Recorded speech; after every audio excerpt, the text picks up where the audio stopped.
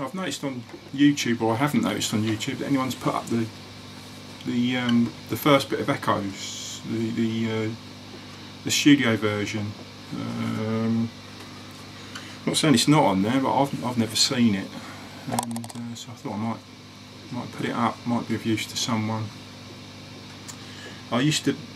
I've got a bit of a problem in as much as I used to play echoes up until about 10 years ago, when 15 years ago, when I go back playing the guitar, and I realised that when I come back to playing guitar, I changed echoes. I had a rough version of it.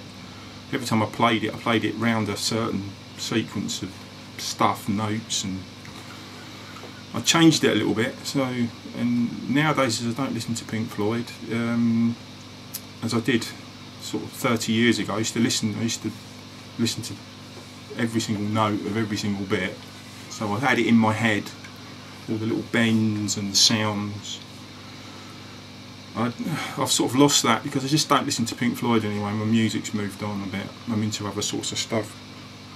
And of course, you have to put into this. This version won't be right. It won't be perfect.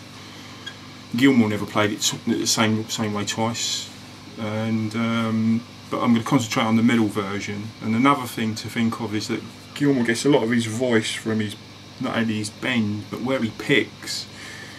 If you bend a note and pick it at the top, hang on, the strap's just wrong there. If you bend it and then, or bend it at the beginning, you get two completely different sounds, or in between. Obviously the vibrato and all the little nuances that Gilmour uses when he hits the note, when he feels it, when he bends it, when he lets go of the note, all add up to his voice. And you don't hear people speaking about this. It's not a series of notes.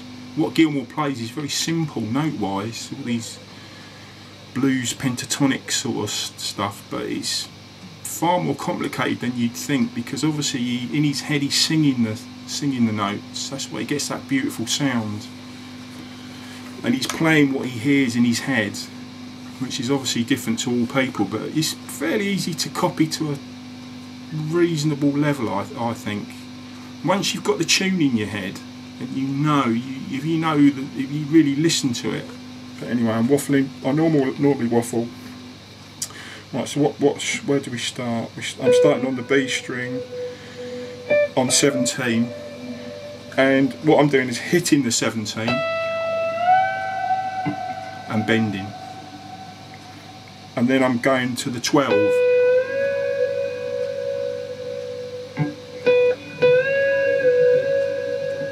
You see, that was just one hit but two bends. So these are the little things you have to take into consideration with Gilmour. It's people talk about technique and millions of notes. This is equally as complicated in its own way. It's reasonably easy to sit there practicing boring scales and notes and whizzing around on the fretboard. If you practice it long enough, you'll get quite good at doing it, but it's not very musical. And obviously Gilmour's the absolute master of musical. I just hope the camera's working. Yeah, still working, still running. Right, anyway. So start off on 17. Hit and bend up one note or two frets.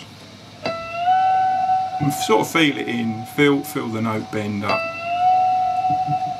If you want to put a little bit of vibrato on there, put a little bit of vibrato on there.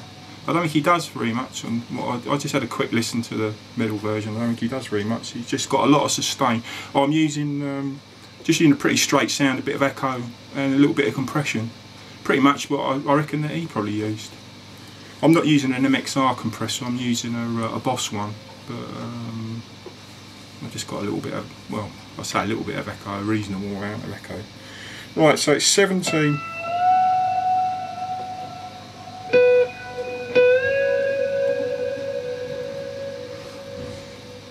And if I don't play it in one go, I can never remember where it is. If I just play it,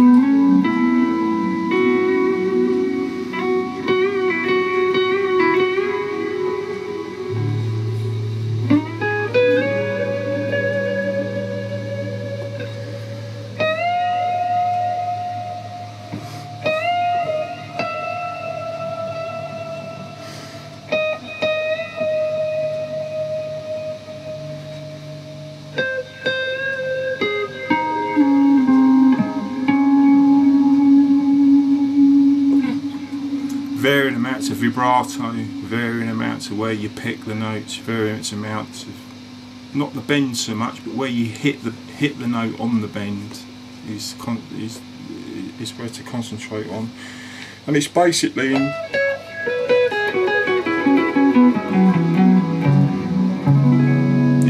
in those boxes.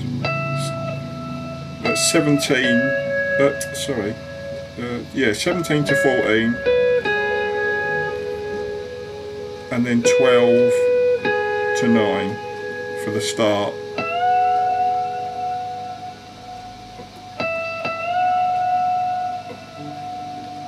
And then bend from the 12.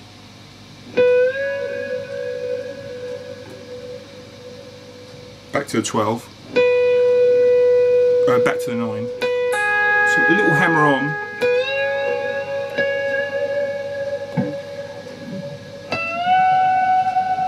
I think that bend might be a bit slower. You can actually feel the note going up. It makes so much difference how quickly you bend as well. If you do those quick Gilmour bends, it's not the same. This is very slow. It sort of just goes up. Makes all the difference. It's the speed that you bend to. You're going from one point to another in a certain amount of time, and that's where his voice is, in those bends, in those little bits. Like Hendrix always said, it's not the notes you play, it's the bits between the notes, and that's what he meant. Obviously he's very influenced by Hendrix. You might not think it to sound of it, but to listen to Pink Floyd. But there's a lot of Hendrix in that bend. That's where your personality, that's where your voice is. What I might have to do as well, I might just put some tab on the video. I don't know. I'll go through it because it's so hard to explain all these bends.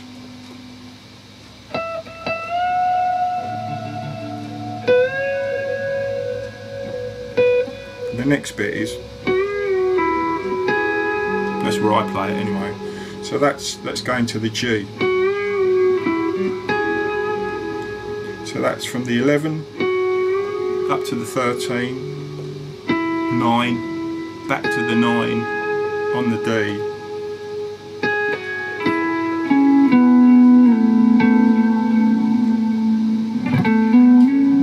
This is another thing. I'm masking the strings a bit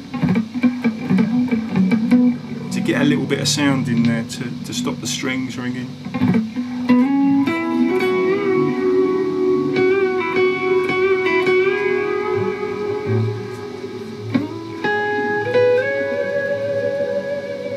Hopefully you can see this on the video. I won't have to explain every single note. The end bit is that bit. Trouble is, if I try and play it too slowly or break it down too much, I forget where I am in the little section of it. Anyway, keep an eye out if you're interested in this. What I'm going to do is I'll probably do the whole thing, start to finish. I know it's a long piece, but I don't mind. I've got nothing better to do. And I'll probably put the whole lot on there. The whole of Echoes, the solo, the funky bit, everything. The funky bit and the solo are actually on YouTube anyway. I think it's quite interesting, a lot of his bends. That's what no one seems to talk about. I think it needs to be spoken about rather than just played and showed. People need to know that those little bits that Gilmour does. It adds so much to it. I see so many people playing bits of Gilmour, and obviously I'm not saying I'm right, and I'm not a really good guitar player, and I admit to all that. But I do feel that I understand where he's coming from with his voice, with the bends and the. It makes so much difference where you hit the note. I mean, if you hit that on the top of the bend, it just sounds totally different, and it's quite, to me anyway, as a music bore, I find it quite interesting. And I've never actually heard anyone talk about it on YouTube anyway. As wonderful as YouTube is, I've never heard anyone talk about that. Anyway, I'll put some more videos up as and when, and hopefully within the next week or so I'll have it all on there. Alright, goodbye.